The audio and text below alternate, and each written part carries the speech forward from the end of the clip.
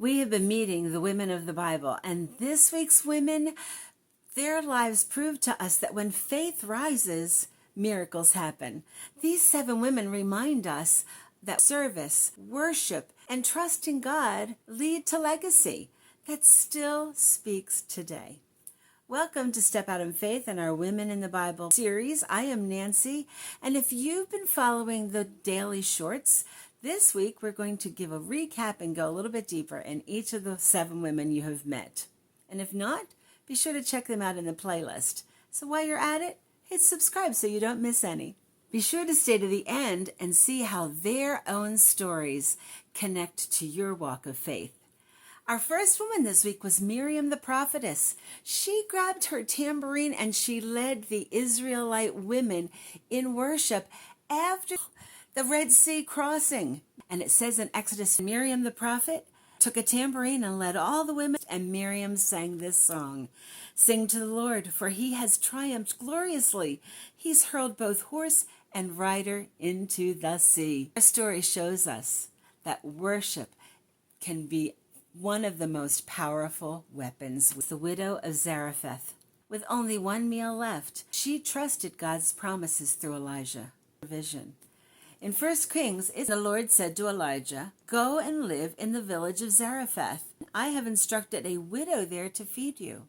She saw the widow gathering sticks, and he asked her, "Would you please bring me a little water in a cup?" But she said, "I was just gathering a few sticks to cook that last meal, and then my son and I will die." But Elijah said to her, "Don't be afraid. Go ahead and do just what you've said, but make a little bread for me first.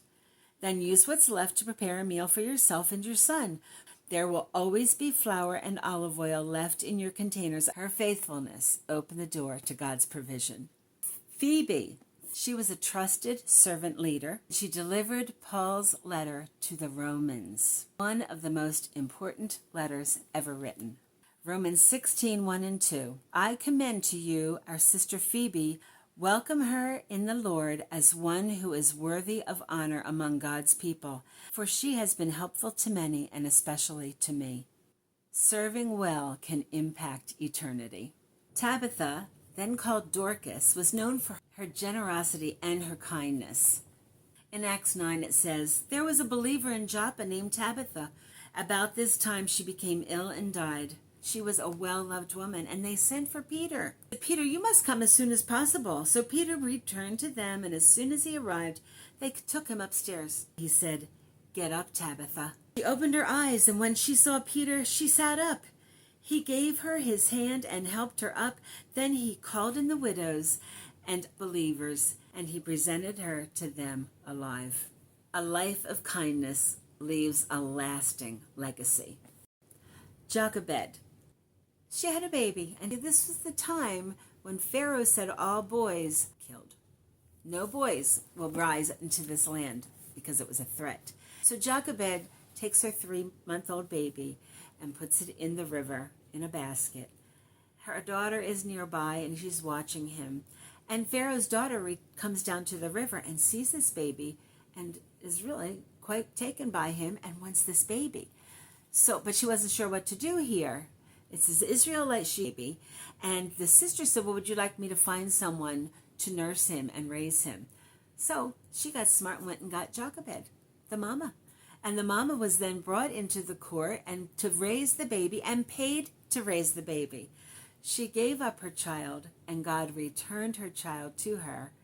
And this child was Moses and grew up to lead Israel. Surrender to God is never wasted. Elizabeth. Do you remember Elizabeth in the New Testament?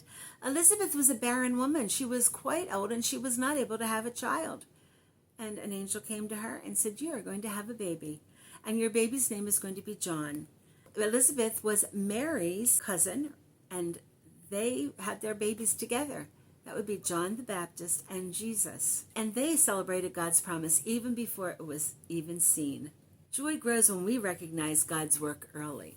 In 2 Kings, we hear of the Shunammite woman who lived in the town where Elisha would travel through. She was always kind to him.